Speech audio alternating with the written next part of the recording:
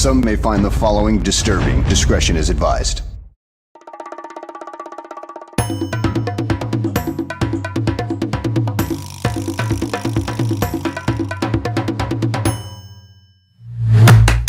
Tonight on the Bear Debate, we have 4 hot topics. Is Quan gone, and is he to blame? Mooney and Fields have a connection, but who's the number 2 guy? Can the Bears coaching staff turn hope into wins? And what to make of Ryan Poles' first 47 days?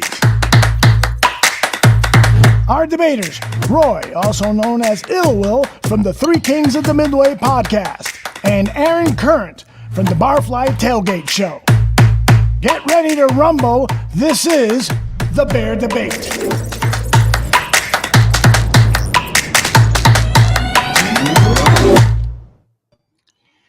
Yeah, baby! It is Aldo Gandia hosting this first edition of the Bear Debate Show. If you remember, we had our first season last year, and it was John Buffone who came up with the concept, weekly having debates with our man Gaines, Tyler Ellis, and it was a fun show. We wanted to bring it back this season, but we wanted to change it up a little bit. You know how Bears Twitter is? There's a lot of love, and there's some fighting, and there's some sometimes some heated disagreements. So we thought we'd try to bring that to this show. But I think we're going to find guys that are agreeing more often than not. And we're very, very lucky to start this new season with 2 outstanding guests. I'll welcome in first my man, Illwill. How are you? You are the host of the Three Kings podcast. Thank you very much for being on our season debut. Thank you for having me, brother. Thank you for having me on. Should be fun. Fun. It should be, and it should be fun because you're going up against this man here. His name is Aaron Current. Aaron, how are you doing? What's up, fellas? You are one of the co-hosts of the Barfly Tailgate Show every Sunday morning, and you might have a show this Sunday, right? Yes, sir. That's the plan. We're going to go over the preseason game. I love to hear that. And Roy, why don't you tell us about the Three Kings podcast? When are you guys on? How can our audience tune into your show? Because I highly recommend it. Yeah, on the right now during the off season, it's always hit or miss. Everybody got different schedules on vacation, so we're not as current. During the season, we try to hit it every week. If we can, twice a week. So you can catch us on all the streaming podcasts, Spotify, Apple, et cetera, et cetera. And soon we're going to do YouTube. We're setting that up. We're probably going to do that during the season. So. Cool. Well, if you need any help, I'm here to help. I love to help people out on Bears Twitter, especially good people. So hit me up if you guys need any help getting your YouTube channel going. Yes, sir. All right. Well, this has been an interesting preseason, an interesting start to this season. Like AC told me before the show started, lots of drama coming out of Hallis Hall. AC, did you expect anything like this at all before the season started? I really didn't. I mean, when we hired Poles, I was like, well, okay, he comes from Kansas City, makes sense. And then it just seems like one thing after another started hitting the Bears, and we all kind of knew it was a rebuild. And on top of all the drama, I listen to Chicago radio almost daily, and those guys, man, it's hard to believe that they represent this team in this city, because you would swear they all hate the teams. Like I hear David Kaplan comes on, says we're going to win 4 games, and everyone's just doom and gloom and bad news Bears. And it almost makes you not even want to listen to. I mean, no wonder Bears fans are depressed and drink all the time. these are the people that represent us. You know what I mean? You don't hear good, and if anyone comes with positive or any positive ideas, they just kind of poo-poo it. I mean, it drives me crazy. I listen every day, but it drives me crazy when I'm listening to it. I hear you. What about you, Roy? Do you listen to local radio? And did you also expect this much drama to start this 2022 season?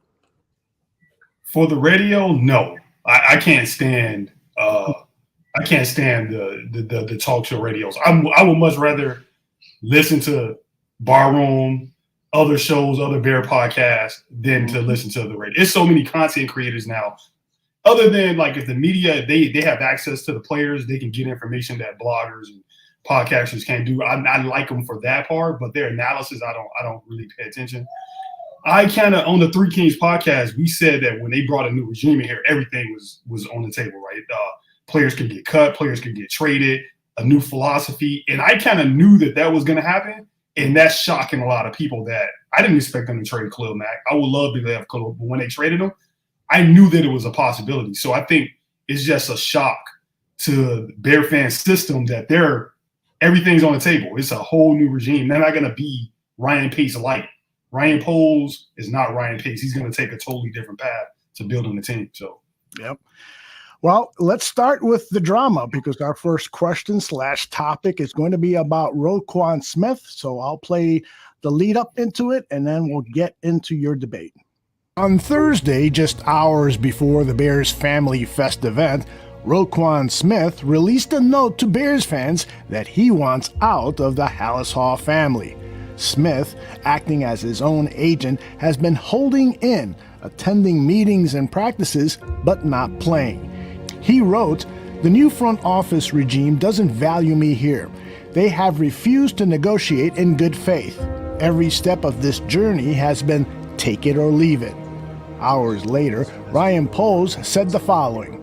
Right now, my intentions are to sign Roquan to this team, and we're going to take it day by day, and at the end of the day, we got to do what's best for this organization. But my intentions are to make sure Roquan Smith's on this team. Gentlemen, take a stance here. Roquan was wrong to take it public. He needs an agent who will then ask the Bears if he or she can begin seeking a trade for his client. Roquan appears to know what he's doing, and he's doing the same thing any agent would. No agent needed. Or forget the agent, no agent talk. Roquan must first prove to Poles and Eberflus that he can excel in the Bears' new defense. Each of you has 60 seconds to respond, and we start with Illwill. I'm going to go with A if that's an option. If we have the option A, hit the buzzer, and A. And also, Roquan don't know what the hell he's doing. He has no idea what he's doing. He's getting too emotional. Things are being brought up in this negotiation, and then it's setting them off like they're probably like, hey, you're not Darius Leonard. He's not, and he's probably getting upset with it. He's probably getting offended. He needs an agent. He needs somebody who can be a filter who can go through this process. And I don't think Roquan Smith wants to be traded. It's like when you're in a relationship and then it's like an ultimatum. It's like, if you don't do this, then I'm going to do that. No one believes you, Roquan. You're still at practice. You're talking to people. You walk around practice. You're smiling. You're happy. You want to be paid higher than Darius Leonard, but unfortunately, you're not as good as Darius Leonard. Figure it out. You'll be a Bear. You'll be the will linebacker. And right now, people aren't really paying linebackers. You're probably in the only system that is going to pay a linebacker significant money because the will linebacker is important in the Tampa 2 scheme. There I go. Got it under the 60 seconds. Woo! Very well done. Aaron, take it away, brother. Okay, I know it's supposed to be a debate show, but I can't disagree with Illwill here. He needs an agent. He needs somebody back there that's got his back, that has his best interest in mind, and keep this stuff off Twitter. Don't start all this drama and try to make Ryan Poles look bad or take advantage of a rookie GM who's never done this job before. And you need an agent to do all that. This is not a first time for Roquan. I have a picture with George McCaskey. That was from a preseason game in Roquan's rookie year where Roquan still wasn't signed. He did this same thing with his rookie contract. So it's starting to become a habitual for Roquan Smith to hold out. I love Roquan. Actually, I'm a jersey guy. That was the next jersey I was going to buy, but I didn't want to buy it without him having a contract. They got to get this knocked out, but he needs an agent. Like, what's he going to do if they tell him to get a trade? Hop in Jerry Jones's DMs and say, trade for me? I mean, come on, man. Get you an agent and handle this professionally. I love it. You guys were fantastic in this first round. You brought it. You didn't disagree, but you brought out tons of great points. Let me ask you guys, Roquan has had a kind of a curious tenure here with Chicago. It started when he was drafted and he left his iPad playbook in the car. The car was broken into. So that was kind of, come on, man, you should know better than that.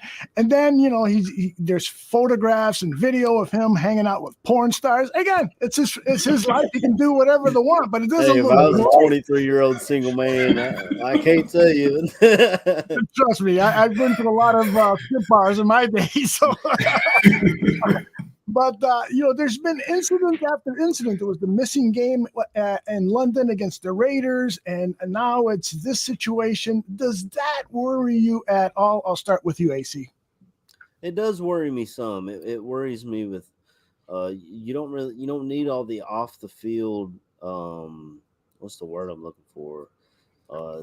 Pulling attention away from the team. I mean, you don't see this throughout a lot of the league unless they're like wide receivers. They seem to be all about themselves. But Roquan doesn't seem like that kind of guy, at least when he talks to the media a lot or when he is available for interviews. He seems like a chill, down-to-earth guy, but then things like this happen, and it just doesn't make sense. I don't know if he puts on a mask for the media, or he isn't himself around them, or what the deal is. If he's different behind closed doors, like I said, I love Roquan, but I mean, all this off the field stuff. Illwill talked about Darius Leonard or Shaquille Leonard. He changed his name now. That's right. You don't hear a word about that guy. You don't hear anything but wonderful things about him on and off the field.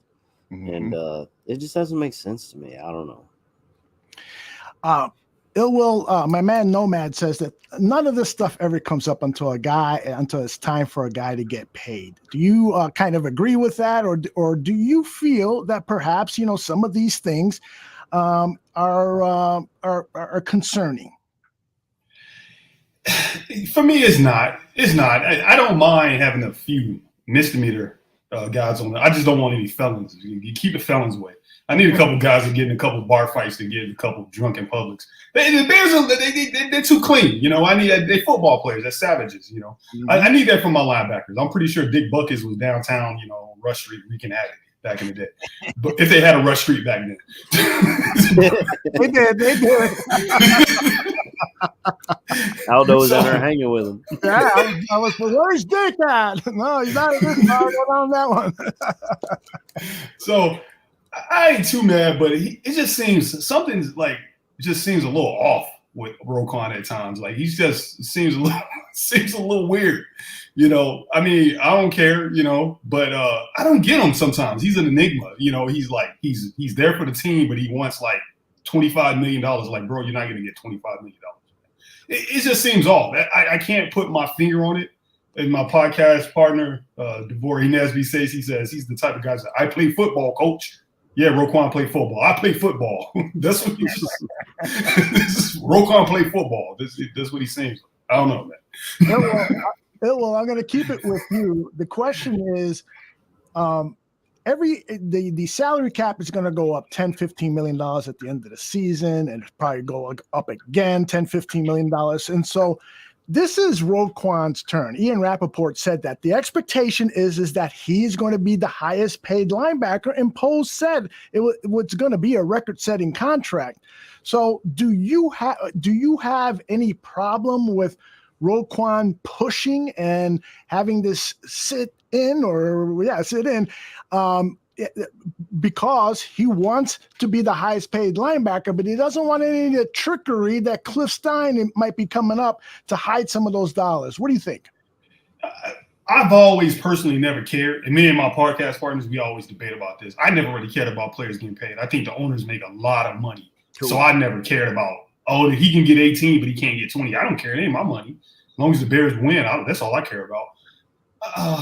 I don't like the way he did it. I don't like the way he did it. And he doesn't know what he's doing. It's like he put all his cards. He played his card too soon. His card was, hey, I'm going to write this thing right before Family Fest to play on the fans' emotion. He put all the great Chicago Bear linebackers in the notes. And what happened? All the fans was like, yeah, we need the next great Urlacher, and Lance Briggs.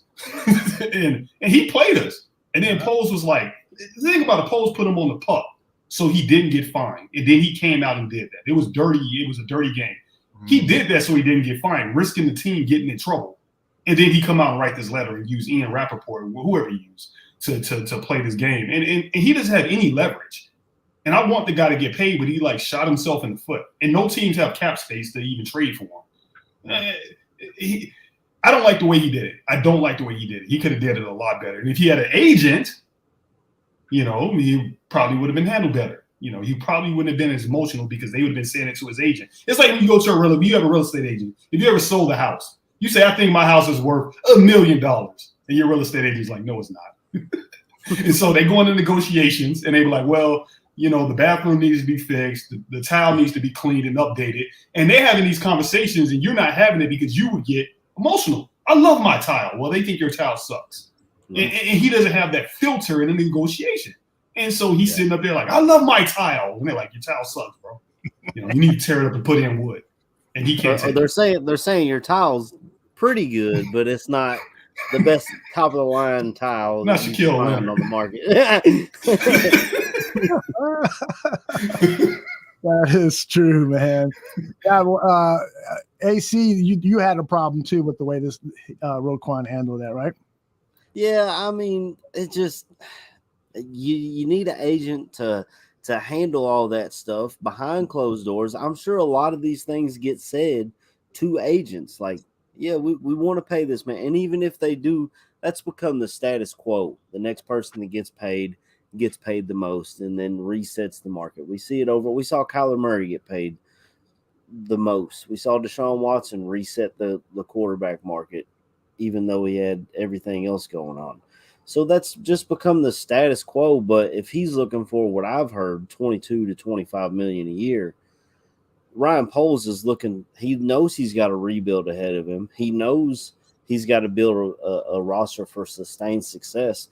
And if Justin Fields is the man, like we all think and hope he is, you're looking at 40, 50 million a year for him in a couple of years. There's no way you can pay a weak side linebacker that much and pay your franchise quarterback when the time comes, regardless of how high the salary cap jumps. Yep.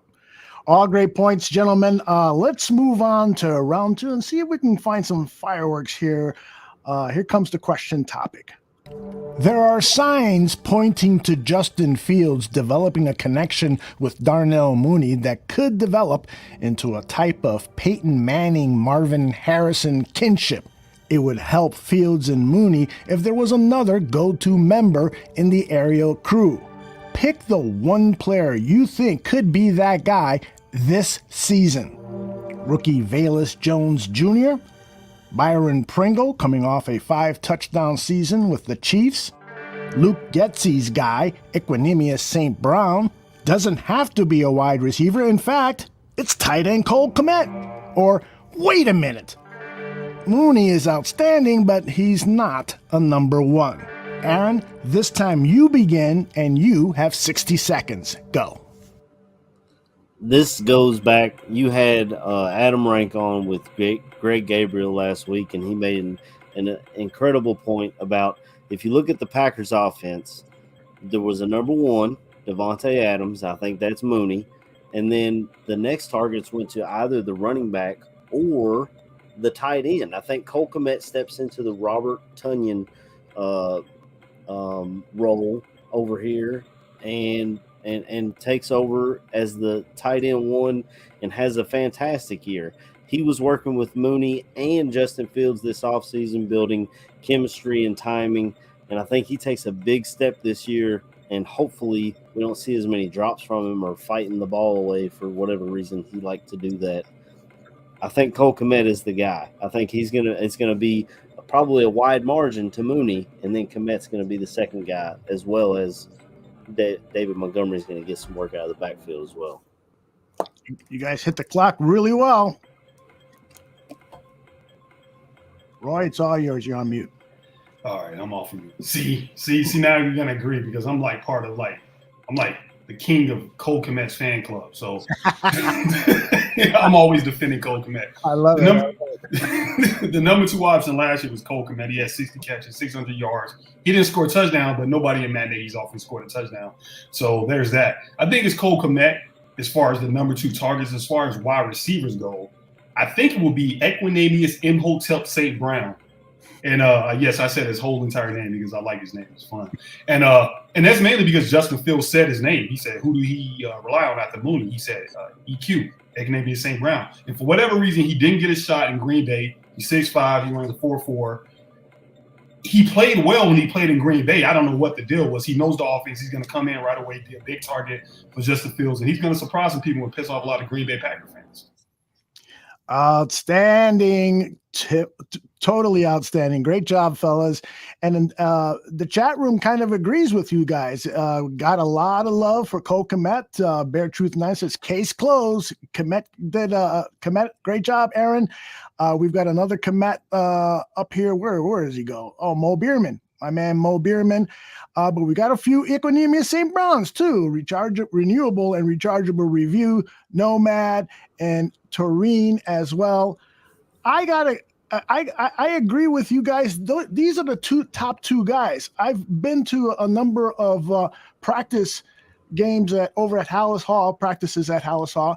And Equinemius St. Brown, man, what a huge target he is with unbelievable speed.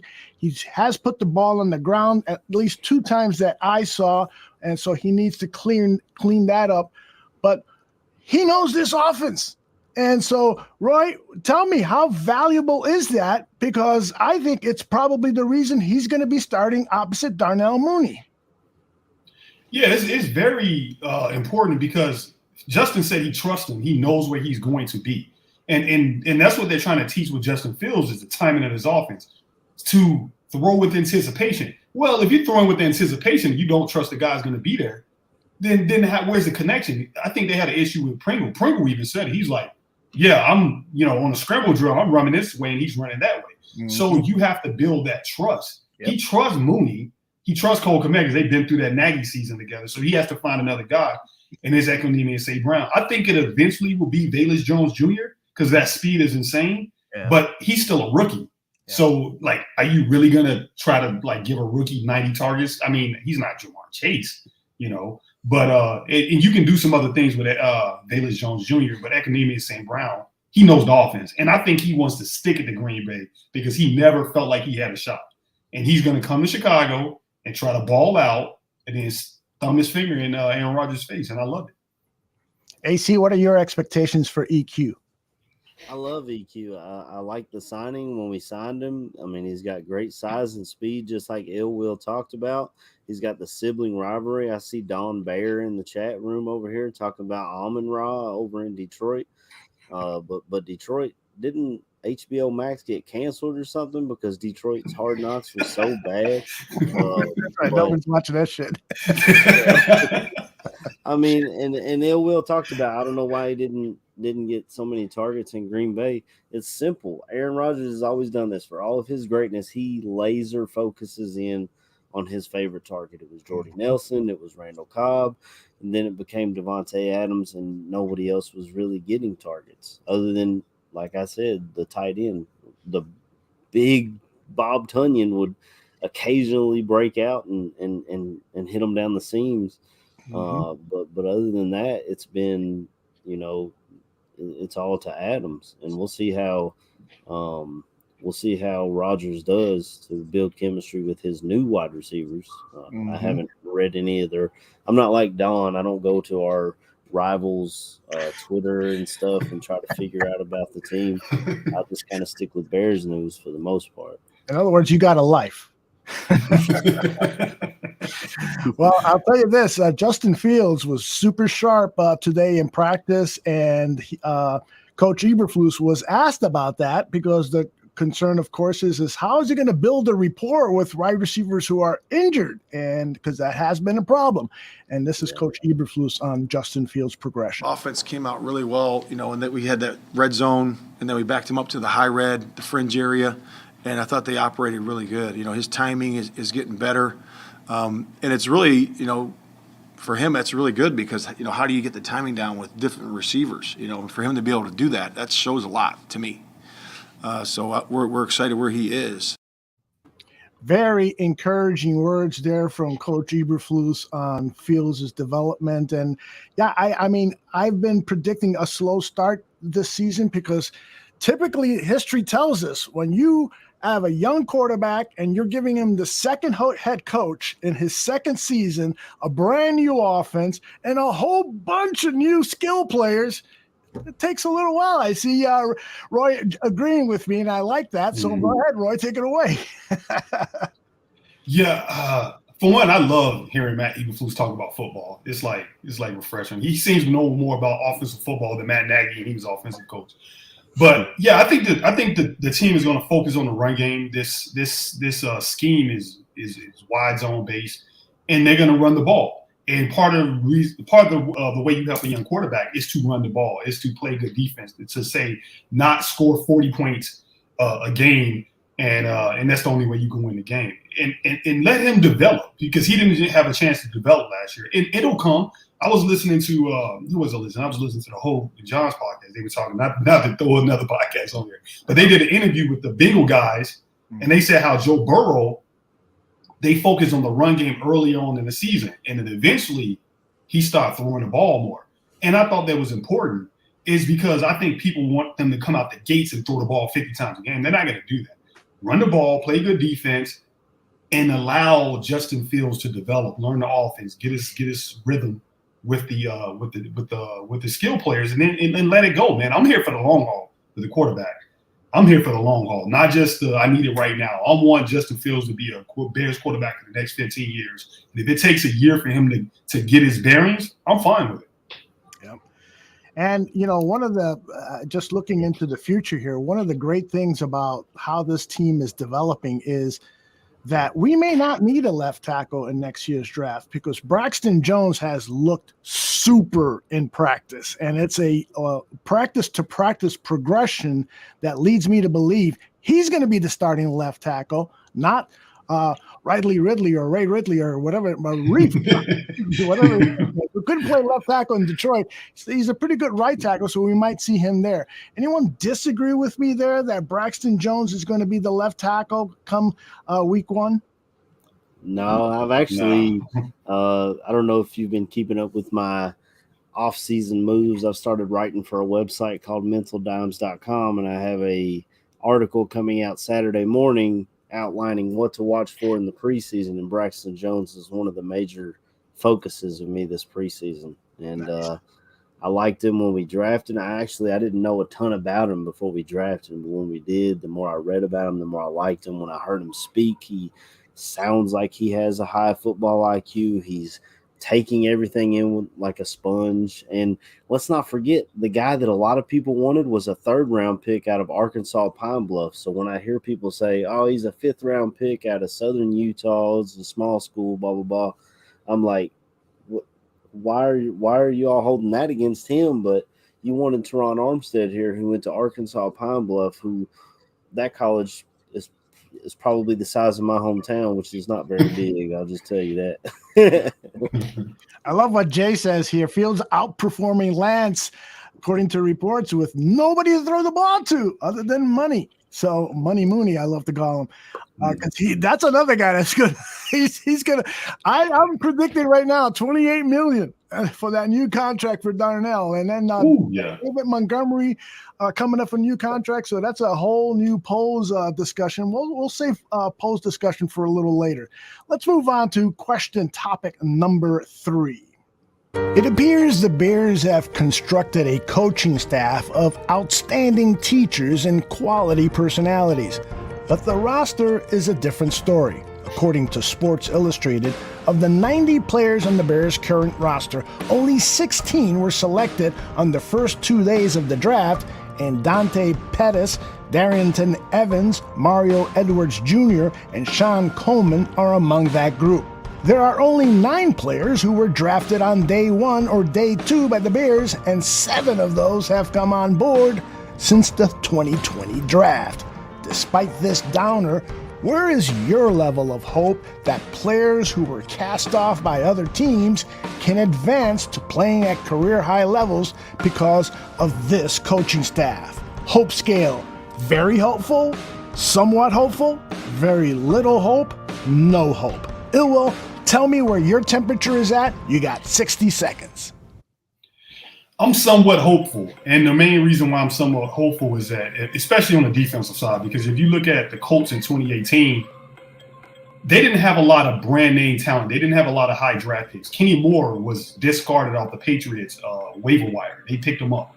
He was in the brand name. Darius Leonard was a second-round draft pick who many considered overdrafted. They called him the worst draft pick in that draft. If you go, it's a whole documentary on it.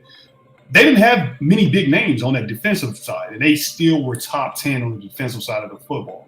And Justin Fields is a blue chip player. I think Cole Kmet was picked highly. Darnell Mooney was a fifth-round bad pick, but that doesn't matter now because he caught 80 passes and 1,000 yards. You got a 1,000-yard running back.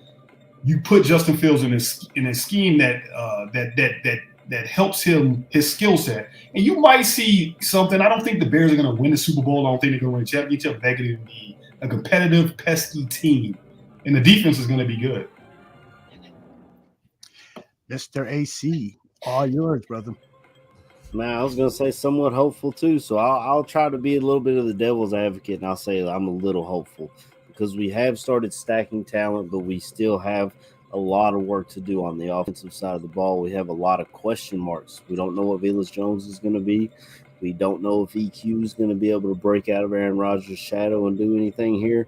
Byron Pringle's too busy whipping donuts with his kid in the car to get himself back on the field. So it's all hope. We have a ton of hope, but the talent level, we don't know if it's going to be there or not. On the offensive line, you got Braxton Jones, fifth-round draft pick, rookie. Looks good in camp, but we'll see how that works out. You got Riley Reif, who failed everywhere he's been. We plugged him in on the right side and hope he works out. Michael Schofield failed in Los Angeles with the Chargers. You got an injured center at this point, and we don't know where we're going there. So I'll say a little hopeful. We still have a lot of work to do to get this roster where it needs to be. Well done, gentlemen. You know, I got to tell you, watching these practices this year is so different from Matt Nagy's practices where there was a lot of loafing, things weren't running well. And I went to a couple of games last year with my buddy Dan Aguirre, and both of those games, even the pregame warm-ups for the Bears, the one at Cleveland and then the following week or 2 weeks later at Detroit here at Soldier Field, there was a lackadaisical approach to practicing and getting ready for the game. What I am seeing now is these coaches laying down a foundation of excellence, of hustle. You're not going to play at your best if you're only 75% there, if you're not playing hard every day. I see you guys agreeing with me. Let me ask you, Roy, is there one particular position coach or coordinator that you're most excited about? Oh, man, I'm most excited about, of course, Luke Getsy. Just because Justin Fields said he's the best quarterbacks coach, offensive guy he's ever had. That's saying something because I'm like, man, you're going to throw Ryan Day down like that? That's important because obviously he's the most important person on the Bears team. You get Justin Fields right, the rest will come. I think, and I've said this plenty of places, I don't think the Bears are going to make the playoffs. They may sneak in. Who knows? We can't put a ceiling on these guys. But they're going to play the game a certain way. And we've seen it in Chicago. So that when people tell me this, I shake my head because you've seen the way the Bears played under Lovie Smith with takeaways, the defense, flying around, smacking players. They're going to play that way. They're going to run the ball. They're not going to throw the ball 40 times a game. They're going to run the ball. David Montgomery is going to get the ball a lot. We used to beg Nagy to do that. And you can still win in the NFL if you have a good defense and a good running game. But the lack of talent, like AC said, is probably going to stop this team from really, really making a lot of noise. But yeah, the long story short, Luke Getsy, because I think you see the progress of Justin Fields, and I think that's a direct result of Luke Getsy and also Andrew Giannakko. Mm-hmm. What do you think, AC? Is Getsy your man as well, or are you looking at the special teams coordinator, Hightower, who has been the star at camp? I mean, you can hear that guy in Wisconsin yelling at players and firing them up? Or do you think Williams, the defensive coordinator, or anyone else? What do you think? Getsy's definitely the guy, but Illwill kind of laid it out there for everybody. So I'm going to say the offensive line coach from Pittsburgh. What's his name? Chris Morgan, I believe.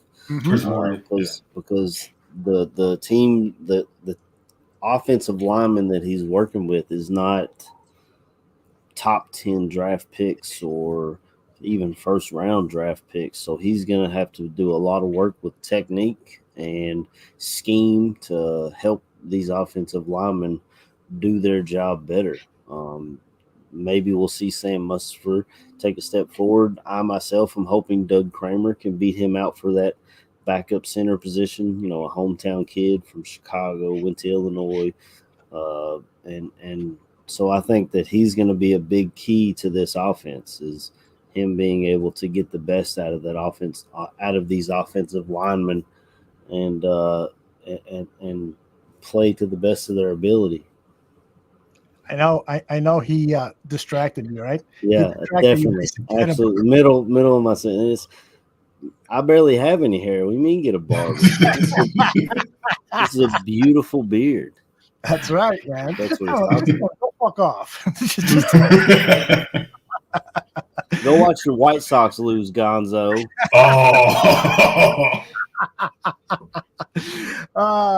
And you're a big time Cubs fan, right? Yeah, I was watching the Field of Dreams game before I hopped on here, actually. Go Cubs, go.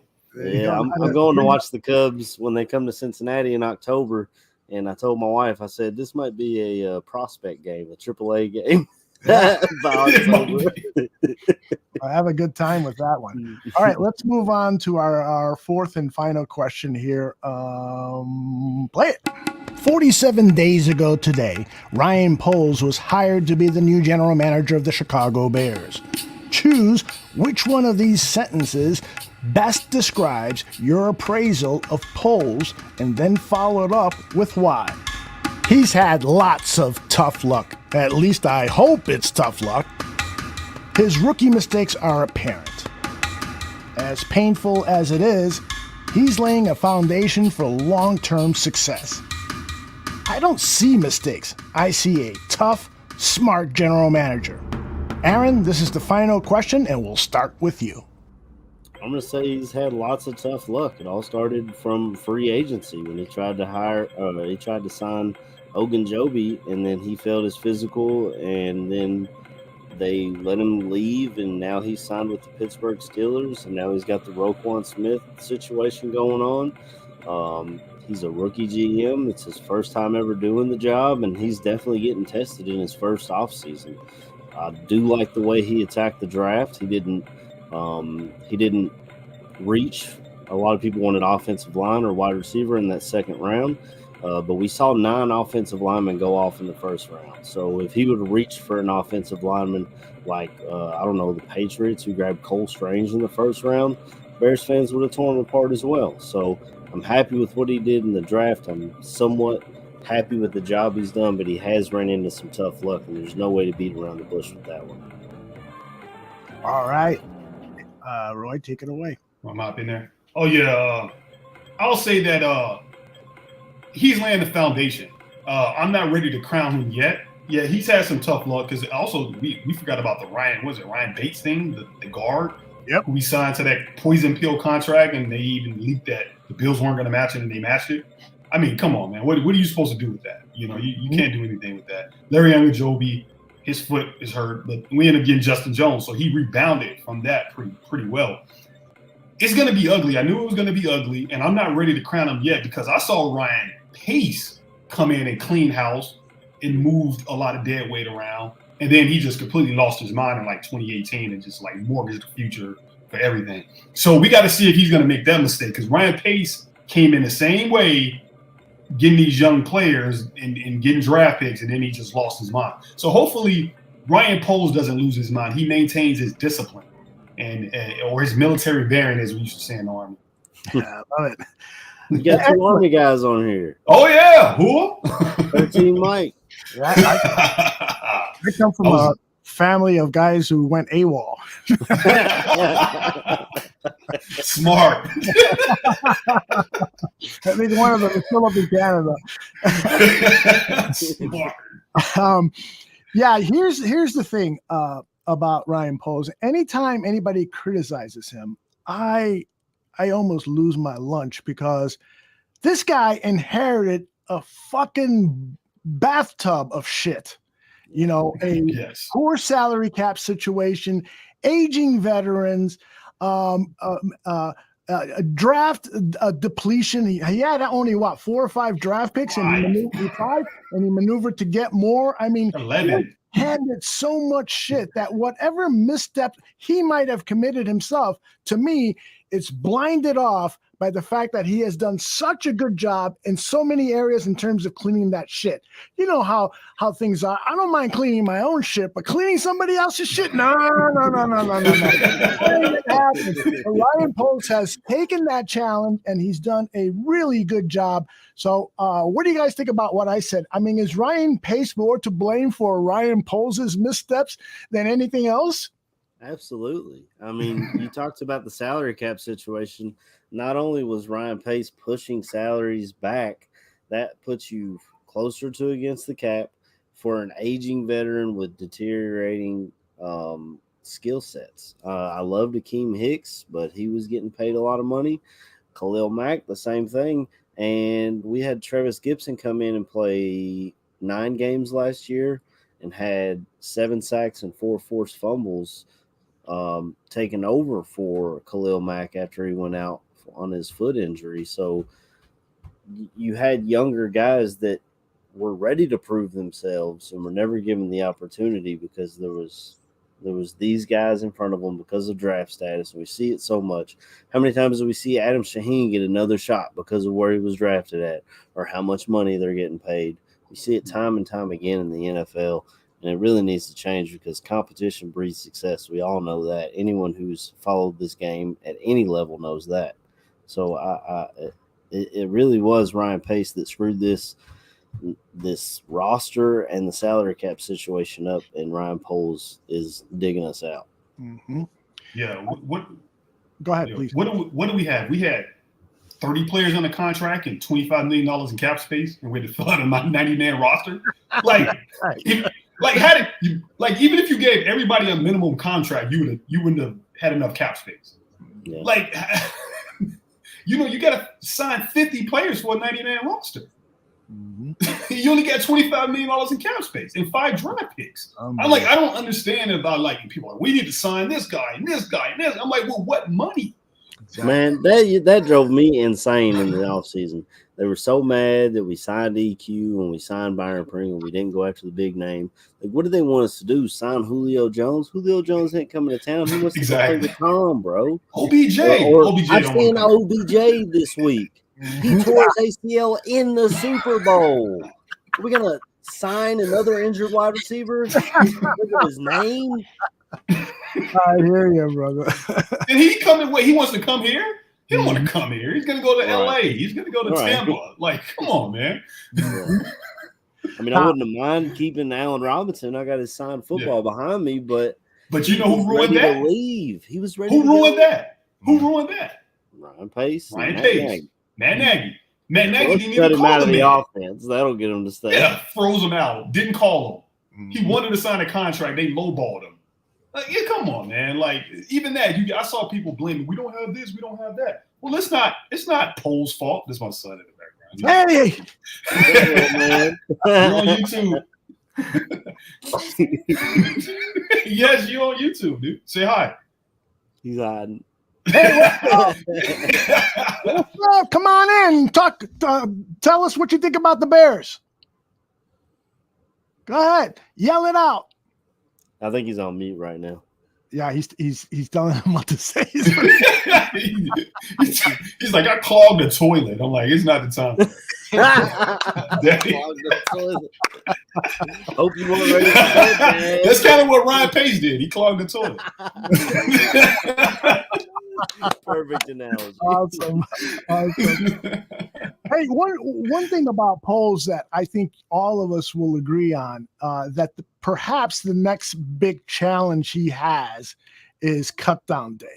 is making sure that a player isn't released that 3-4 weeks later in week one is catching touchdown passes or playing great offensive line or whatever. And also as part of that, acquiring some gems that are going to be released by teams. This roster could see as many as 4 or 5 different faces come cut down day. It's going to be an interesting challenge for Ryan Poles, and I think he's up to it because one of the things that he proved, as AC said, he knows talent. I mean, this talent that he acquired in the draft, every time those guys have a press conference, every time I see them on the field, I am just wowed by their smarts, their intelligence, their attitude towards the game. I mean, everybody talks about, I want to draft somebody who loves the game. Well, sometimes they don't, but Ryan Poles has. So he's got some immediate challenges going up besides the Roquan situation.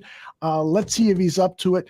Guys, any final thoughts on Ryan Poles before I bring up one more topic and we get out of here? AC, you first.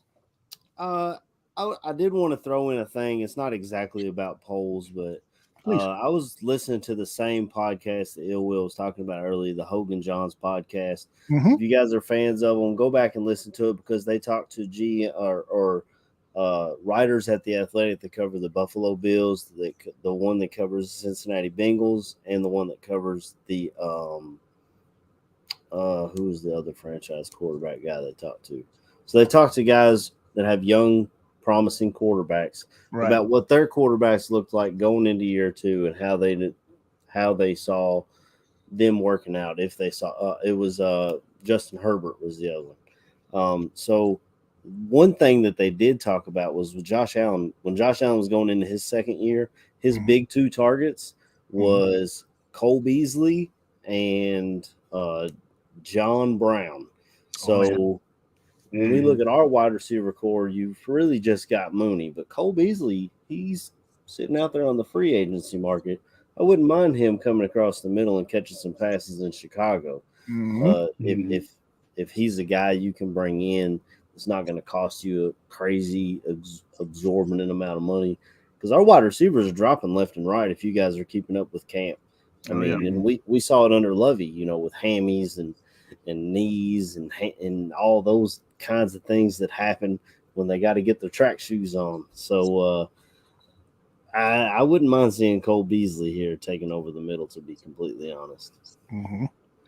That's a nice thing because if you look at the way the Bills wide receiver room, it was Gabriel Davis, who's kind of like EQ, tall, didn't catch a lot of passes. People think he catch like 70 passes. He only caught like 30-some passes.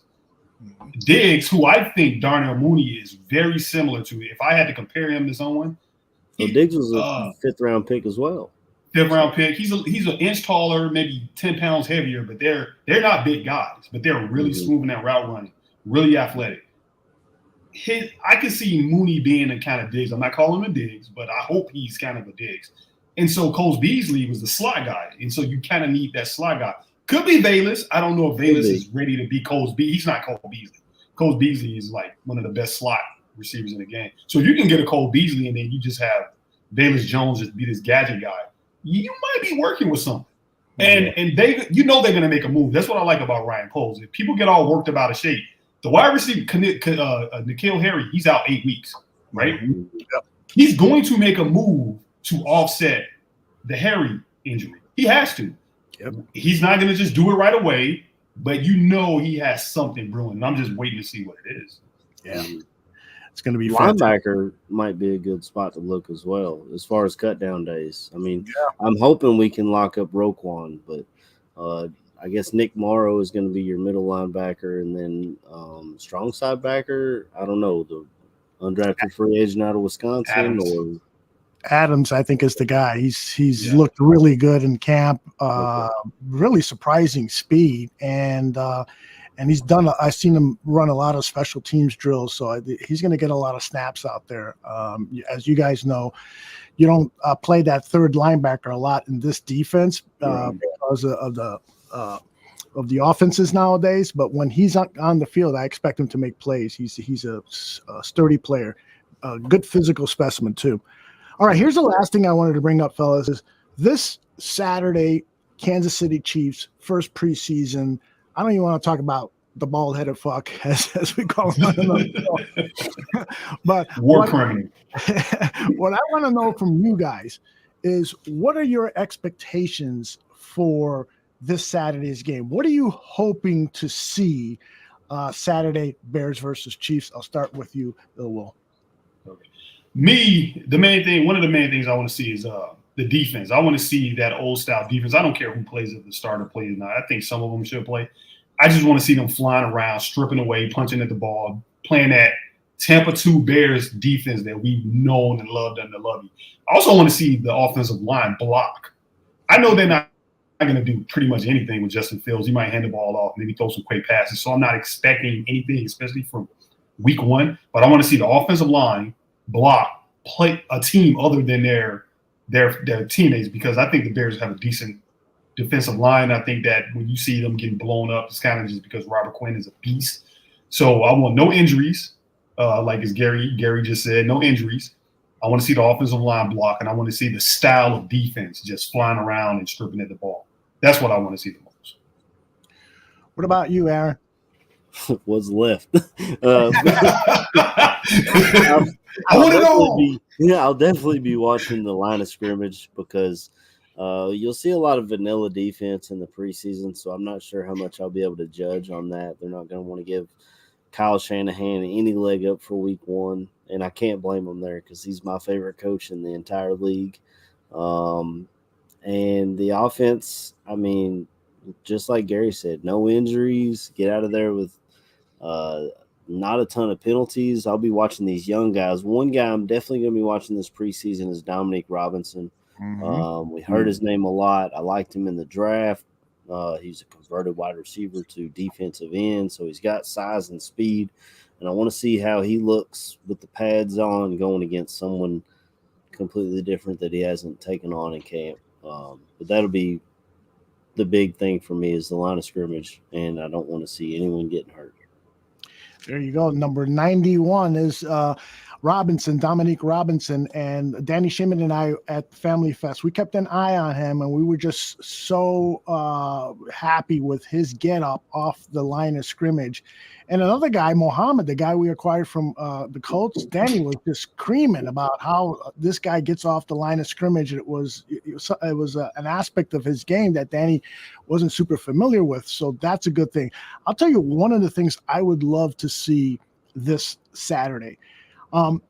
David Montgomery is not going to play. He's day-to-day.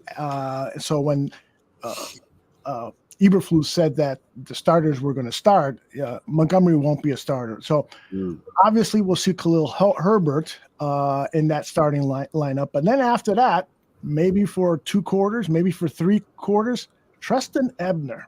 When he touches the ball in camp, it's like, woo! It's like, dude, it can run. He is a playmaker, and I want, you hate to show the rest of the league what you got, but hell, this is football. We got to play football. We got to win a game. We got to go out there and perform. I want to see Ebner get at least 10, 15 touches in this game, and he's an outstanding pass catcher. So I'd love to see that. The plays that Justin Fields is in there, I want to see an immaculate performance. I don't want to see him hold the ball too long. I want him to do quick decision making. If he's got to run. If you got to slide, make sure you slide, brother. And please slide. Slide all the way down. Don't get all the way down. Hopefully he's learned how to slide since last season. But you want to see progression, right? Out of every player, but the new guys like Ebner, and as you mentioned, Dominique Robinson. Those are the guys you want to see just pop off the screen, and all of a sudden, that hope meter starts moving more to that good side. Yeah, guys, it's been a blast talking football with you guys. I'd love to bring you two back on again during the season. Perhaps we'll have a lot more to disagree about. It's going to be one of those things, man. Oh, yeah. Roy, why don't you tell people where they can find you on social media? This is going to be an audio podcast too, so for those who can't see your information on the screen, tell them where they can find you on social media, and tell people about your show as well. Yes, you can find me at 79 Illwill on Twitter. You can also find us on the three kings of the Midway Podcast, my co-host Dan Goodwin III and Devory Nesby. I don't have their ats right now, but if you on Bears Twitter, you've seen their tweets. And if you follow me, you've seen their tweets because I retweet their stuff. And you can find us on any streaming platform. And also from time to time, I'll write on the Bears Talk website with Brian Perez. So you can catch me there. Sometimes you catch me on Ranks Podcast. And that's that, man. Other than that, hey, bear down, man. And hopefully we have a good season, at least a promising season where the hope meter just starts to kind of, we're excited There you go. for 2023. I hear you. AC, what you got going on? I understand the Barfly Tailgate Show might be back on Sunday. Absolutely. The AC show is making its triumphant return on Sunday.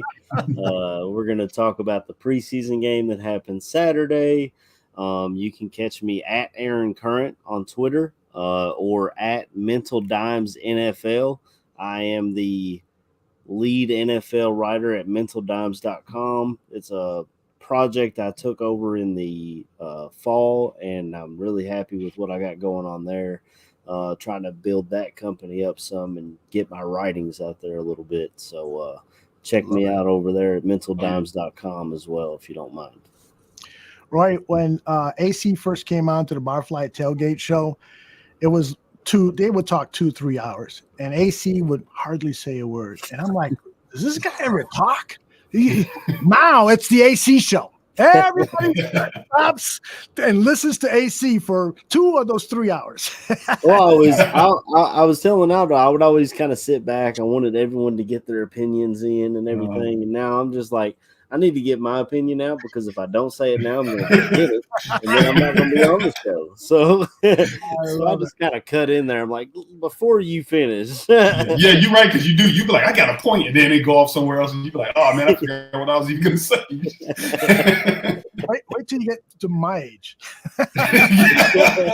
I'm getting up there. You see, I got a little gray. I'm starting to get some gray.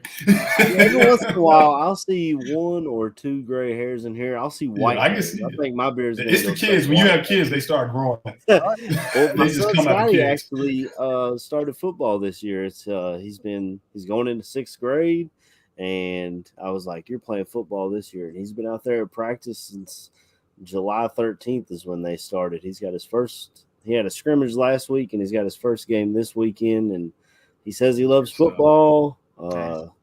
He still acts like he's a little timid, and I'm like, you got to pop somebody, Scott. You just pop him. Yeah. You got shoulder pads on. He acts like he's scared. I don't know, but he enjoys it. That first pop in, he'll. That's what I was gonna say. Right. Yeah. That's gonna change his mind about it. What about you? Yeah. Roy? You got any of your kids playing football? Now, my son, you see him keep popping in here, right? He's just like, what is going on? He's 7. He's into basketball. He's all into basketball. I asked him about football yet. He's like, nah. But I don't know. He got wills. My wife freaking ran Boston Marathon, right? My mom was like all city, so he has their speed. So I'm just like, I see him running. I'm just like, dude, you need to play football. Dude, you are fast. But he's not there yet. You just got to let him pick. I don't know. These NBA contracts are a lot nicer than NFL contracts. I got him training. I've had him training since he was 6. And if he's not happy, he could just force his way out of a team. Just go up out of shape and say, I don't want to play no more. I know, man. The NBA, man. So if he does that, I won't be mad. At least give me a scholarship. Yeah, exactly. Get that scholarship. Guys, it's been great and great to get to know you, Roy. And my offer is there, man. When you guys move to the video thing, if you need any tips or any help whatsoever, please reach out to me. And I just want to let people know that in about 30 minutes, it'll be Jordan Silvera with Bare Necessities. He's got a jam-packed show. He sent me his outline. He's got to cover a lot of the things that we covered today, but with his own unique perspective. And he's going to really dig into Roquan Smith at that will linebacker position and talk about, what could be the concerns that Eberflus has about Roquan playing that position. So that's going to be one of many topics. He's got some sound from Eberflus's press conference. So if you're a night owl, don't watch the news. Don't do any of that Sports Center stuff. No. Keep it here on the Barroom Network. Jordan Silvera coming up with Bare Necessities. And I want to thank everybody that's been in the chat room. You guys were all fantastic. Really like your comments. And we'll be back here with the Bear debate on a special night because the Bears are playing next Thursday. So we'll be back here on Monday with the next the Bear debate. I'm not going to tell you who's going to be on that show, but maybe – no, I'm going to keep it a secret. I know how to tease. All right, everybody. Thanks for watching. We'll talk to you next time. Bear down.